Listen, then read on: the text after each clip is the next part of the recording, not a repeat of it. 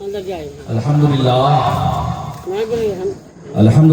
الذی افضل الاخلاق والارضین والصلاة علی من کان نبی وآدم بین الماء والطین فقد قال اللہ تبارک وتعالی فی القرآن المجید والفرقان الحمید فاعوذ باللہ من الشیطان الرجیم بسم اللہ الرحمن الرحیم لئن شکرتم لازیدنکم ان کفرتم ان عذابی لشدید آمنت باللہ صدق اللہ العلی العظیم وصدق رسولہ النبی الامین المتین المبین الکریم ونحن علی ذالک لمن الشاہدین والشاکرین والحمدللہ رب العالمین۔ برادران اسلام، خطبہ مسنونہ کے بعد جس آیت کریمہ کی تلاوت کرنے کا شرف حاصل کیا ہوا، ترجمہ کرنے سے قبل ہم اور آپ مل کر بارگاہ رسالت میں عقیدت و محبت کے ساتھ درود شریف کا نظرانہ پیش کریں اور بآواز بلند پڑھیں۔ اللہم صلی علی سیدنا شفیعنا حبیبنا مولانا محمد بارک وسلم صلو علیہ صلاۃ و سلام علیک یا رسول اللہ صلی اللہ تعالی علیہ وسلم۔ ایک بار درود اور رسول آل رسول پر پڑھ لیا جائے۔ اللہم صلی علی سیدنا شفیعنا حبیبنا مولانا محمد بارک وسلم صلو علیہ صلاۃ و سلام علیک یا رسول اللہ صلی اللہ تعالی علیہ وسلم۔ میرے محترم، کسی شاعر نے کہا تھا کہ زمانہ طوفان اٹھا ہے لیکن جہاں رضا کا غلام ہوگا۔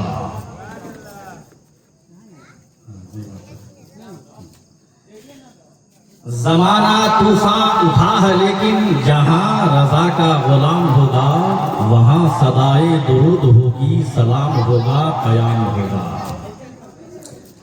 وہاں صدائے درود ہوگی، سلام ہوگا، قیام ہوگا، اور کمال تقویٰ، کمال فتویٰ، کمال علم و کمال دانش، کمال تقویٰ، کمال فتویٰ، کمال علم و کمال دانش، اور ملے گی جس میں یہ ساری چیزیں، ہمارا بس وہ امام ہوگا۔ ملے گی جس میں یہ ساری چیزیں، ہمارا بس وہ امام ہوگا۔ اگر قیامت میں اس صدی کے تمام شاعر بلائے جائیں، اگر قیامت میں اس صدی کے تمام شاعر بلائے جائیں، مقابلہ پھر کلام کا ہو، رضائے امام الکلام ہوگا۔ میرے محترم دوستو بزرگو، اعلیٰ حضرت عظیم البرکت الشاہ امام احمد رضا خان فاضل بریلوی کی شاعری قرآن و حدیث کے مطابق ہوا کرتی ہے، اور اس صدی کے تمام شاعروں پر وہ حاوی ہے، وہ شعر ہے۔ اسی لیے شاعر نے کہا کہ مقابلہ پھر کلام کا ہو، رضائے امام الکلام ہوگا۔ میرے محترم دوستوں، بہت خوشی کی بات ہے کہ جناب مسلم صاحب کے صاحبزادے جناب تسلیم، جناب وسیم اور دیگر فاروق لوگ کی مہربانی سے اللہ نے بہت ساری نعمتیں عطا فرمائی، نعمتیں عطا فرمائی، اور جس مقصد سے یہ پروگرام رکھا گیا ہے کہ اللہ نے وہ نعمت دیا تو اس نعمت کا شکریہ ادا کرنا ہے۔ میرے محترم، گھر بنانا بھی کیا نعمت ہے، اور اولاد اللہ دیتا ہے وہ بھی نعمت ہے، روزی دیتا ہے یہ بھی نعمت ہے، یہ اللہ نے صحیح سلامت جسم عطا کیا یہ بھی نعمت ہے۔ آپ جب سورہ رحمان پڑھیں گے اس میں آتا ہے نا، بار بار آتا ہے فَبِأَيِّ آلَاءِ رَبِّكُمَا تُكَذِّبَانِ، فَبِأَيِّ آلَاءِ رَبِّكُمَا تُكَذِّبَانِ۔ اس کا ترجمہ یہ ہوا کہ اللہ کی کون کون سی نعمتوں کو تم جھٹلاؤ گے، کون کون سی نعمتوں کو جھٹلاؤ گے۔ میرے محترم دوستوں کو، یہ دیکھو جتنی چیزیں زمین آسمان اللہ نے دیا ہے، سب بندوں کے لیے دیا، یہ بھی نعمت ہے۔ ہوا، پانی، آگ، مٹی، پہاڑ، سمندر، جتنے بھی اللہ نے دیا سب امت کے لیے، بندوں کے لیے نعمت ہے۔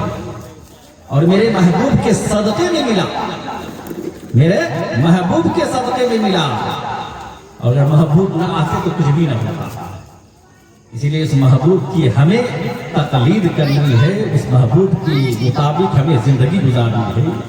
میرے محترم دوستوں بزرگوں، اس لیے کسی شاعر نے کہا، دو 2-3 शेर तरन्नुम में अंदाज पर समाज कीजिएगा, कहिए सुभान अल्लाह। शायर और आशिक रसूल जो शेर लिखता है तो इसके रसूल की मोहब्बत में डूब करके शेर लिखता है। और सबकी ख्वाहिश होती है, जितने भी उम्मती मोहम्मदिया है सबकी ख्वाहिश होती है कि रसूलुल्लाह का दीदार हो जाता, काश रसूलुल्लाह का दीदार हो जाता। लेकिन मेरे आका ने तो जरिया बना दिया, वसीला बना दिया कि अगर तुम मेरा दीदार करना चाहते हो तो रोजाना 100 बार मुझ पर दुरूद पाक पढ़ते रहो, मुझ पर दुरूद पाक पढ़ते रहो। आज नहीं तो कल, कल नहीं तो कहीं जिंदगी में कभी भी मेरा दीदार कर लेगा। और जो दीदार कर लिया, जो ज़ियारत कर लिया, उस पर जहन्नम की आग हराम हो गई। इसलिए एक शायर कहता है, हुजूर आपको देखना चाहता हूँ, हुजूर आपको देखना चाहता हूँ, हुजूर आपको